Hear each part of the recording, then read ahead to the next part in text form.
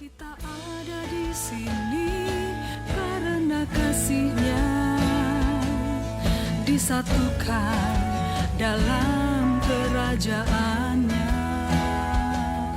GKKD ada, tinggikan namanya, Yesus Raja. Shalom Bapak Ibu sekalian yang terkasih di dalam Yesus Kristus Tuhan. Mengucap syukur kita boleh bertemu kembali pada kesempatan hari ini, di mana kita akan bersama-sama belajar firman Tuhan dan terus belajar, sehingga kita boleh bertumbuh di dalam pengenalan akan Kristus Tuhan, dan kiranya kita boleh berhasil dalam pengenalan akan Kristus Yesus Tuhan. Ya, kita percaya ketika kita terus bertekun dan kita terus berupaya untuk mengenal Dia, melayani Dia, Tuhan membuat kita berhasil. Tuhan tahu kemampuan kita, Tuhan tahu siapa kita. Tetapi jika kita terus untuk mencari Tuhan, terus bertekun di dalam pengajaran dan bertekun di dalam iman kita kepada Tuhan, Tuhanlah yang membuat kita berhasil. Ya, kiranya Bapak, Ibu, dan Saudara sekalian ada dalam kondisi yang baik-baik saja pada saat hari ini. Walau sama-sama kita ketahui kondisi bukan hanya di bangsa kita, tetapi di seluruh dunia sedang dalam kondisi yang tidak baik, sedang dalam kondisi yang sulit oleh akibat pandemi COVID yang dimulai dari tahun 2019, tepatnya di akhir tahun, yang dimulai dari sebuah kota yang bernama Wuhan, dan kemudian menjadi suatu pandemi yang begitu besar, dan ini menjadi suatu sejarah yang baru bahwa seluruh dunia mengalami krisis, mengalami masalah. Tetapi di dalam hal ini kita percaya bahwa orang-orang Kristen, orang-orang yang percaya dan orang-orang yang tetap terus memegang teguh janji Tuhan, bukan menjadi lemah, tidak menjadi undur, atau bahkan menjadi kecewa dengan keadaan saat hari ini, tetapi melihat kemurahan demi kemurahan Tuhan yang boleh terus ada di dalam hidupnya. Karena kita percaya bahwa Allah kita adalah Allah yang sanggup menyediakan segala sesuatu yang kita perlukan, ya. Dan jangan khawatir, dan tinggallah di dalam doa dengan permohonan yang tidak putus-putusnya. Nah, kita tahu Allah tidak pernah tinggal diam, dan Dia selalu memelihara umatnya, Dia menjagai umatnya. Pertanyaan hari ini, apakah kita sungguh-sungguh mencari Tuhan? Apakah kita hari ini sungguh-sungguh mengandalkan Tuhan? Memang banyak hal yang menjadi pertanyaan dan tidak semua dapat dijawab dengan akal, dengan logika, dengan hal-hal yang dapat diterima oleh akal sehat. Banyak kita mendengar orang-orang yang baik, bahkan para orang-orang rohaniawan, para pendeta, para gembala yang kita tahu hidup mereka baik, tetapi mereka karena COVID meninggal dunia. Tidak sedikit yang kita dengar. Bahkan saya rasa tahun 2020 ini begitu banyak kita mendengar dan menerima kabar duka oleh akibat pandemi COVID. Tetapi kiranya ini tidak menyurutkan kita, tidak menjadi gugur iman percaya kita bahwa Ia Allah yang berdaulat, Ia Allah yang setia, Ia Allah yang baik di dalam hidup setiap kita. Karena jalan Tuhan setinggi langit dari bumi, kita tidak dapat menyelami pekerjaan tangan Tuhan. Namun satu hal yang dapat kita coba hari ini pahami bahwa kita sudah ada pada menjelang akhir zaman, yaitu menantikan kedatangan Tuhan kita Yesus Kristus yang kedua kali, di mana Ia datang sebagai Raja. Ia datang sebagai Raja di atas segala raja, dan Dia akan memisahkan antara umatnya dan yang bukan umatnya.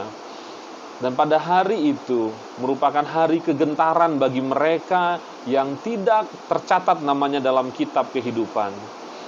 Kita pada bulan Desember ini biasanya merayakan Natal, dan memang tiap tahun gereja-gereja pada umumnya merayakan Natal, yaitu memperingati lahirnya Tuhan Yesus ke dunia, datangnya Tuhan Yesus ke dunia, yaitu menjelma mengambil rupa seorang manusia, di dalam rupanya sebagai hamba Dia datang, dan kita memperingatinya sebagai Natal.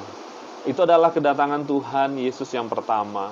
Tapi jangan lupakan bahwa Tuhan Yesus akan datang kedua kali. Karena Ia sendiri berkata, aku akan datang untuk kedua kalinya. Dan kita tahu bahwa begitu banyak nubuatan-nubuatan menjelang kedatangannya. Dan itu sudah mulai digenapi satu demi satu demi satu. Semuanya digenapi dan tidak ada yang tidak digenapi. Salah satu nubuatan yang Tuhan Yesus sampaikan ketika Ia berkata bahwa Injil kerajaan ini akan diberitakan di segala suku, kaum, dan bahasa.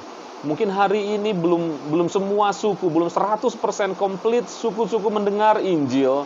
Tetapi kita tahu terjadi percepatan pengabaran Injil yang luar biasa. Baik secara teknologi maupun secara pengutusan misionaris-misionaris ke ladang-ladang misi, ke tempat-tempat yang dimana belum mendengar nama Yesus. Nah, kita tahu hari ini itu terjadi percepatan yang sangat luar biasa. Yang artinya kita ada di dalam tahun-tahun atau waktu-waktu akhir Tuhan Yesus datang. Mungkin kita bertanya kapan Tuhan datang tepatnya. Tidak ada seorang pun yang tahu. Tidak ada seorang pun dapat menebak kapan persis Tuhan datang. Tetapi kita tahu kita ada pada masa menantikan kedatangan Tuhan yang kedua kali. Nah, untuk itu kita tidak boleh undur, kita tidak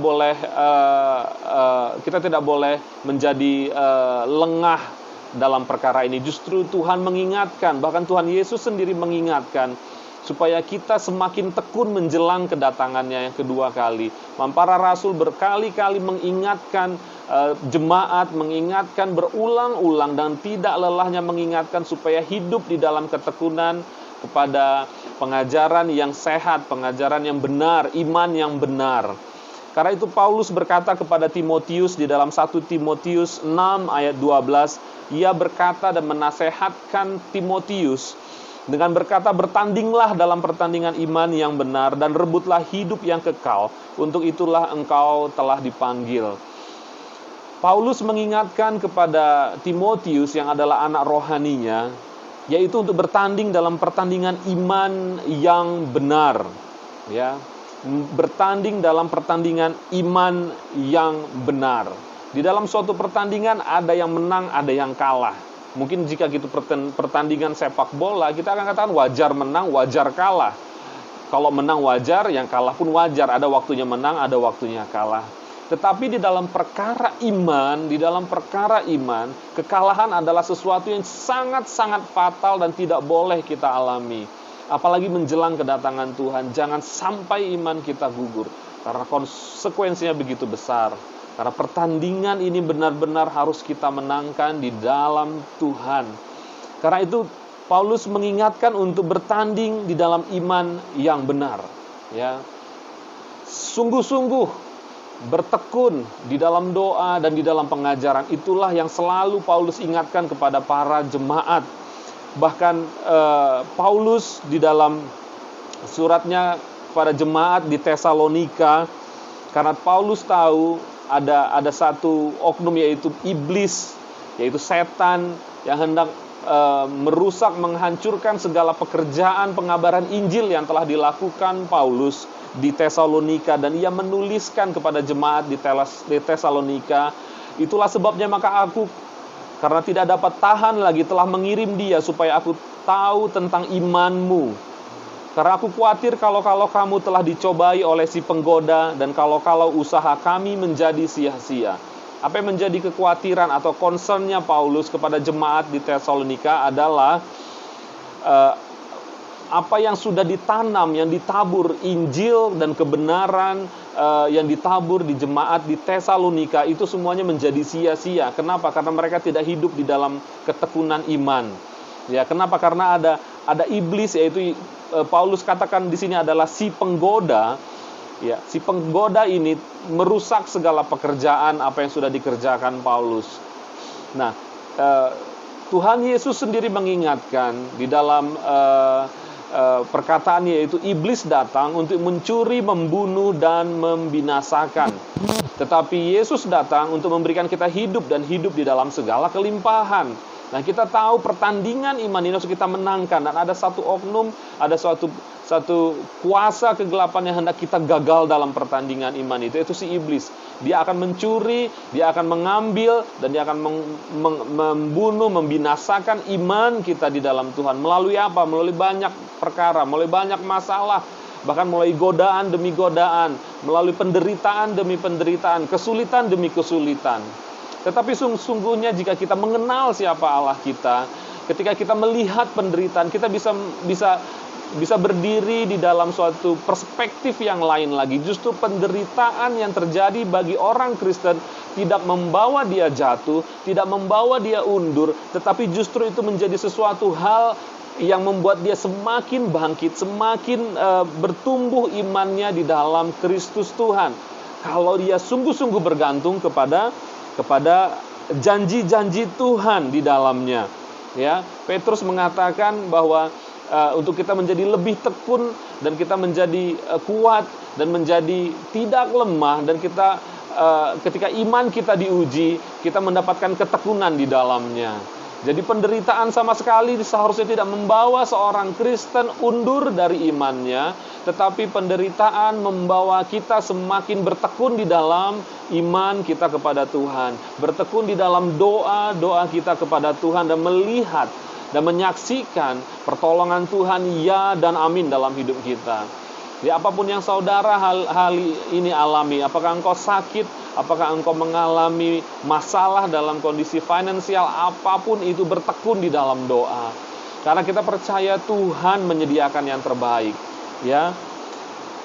Apakah Paulus bertanding dengan sungguh-sungguh? Kita tahu bahwa Paulus bertanding dengan sungguh-sungguh. Dalam 2 Timotius pasal 4 ayat 7, Paulus menuliskan, aku telah mengakhiri pertandingan yang baik, aku telah mencapai garis akhir, dan aku telah memelihara iman.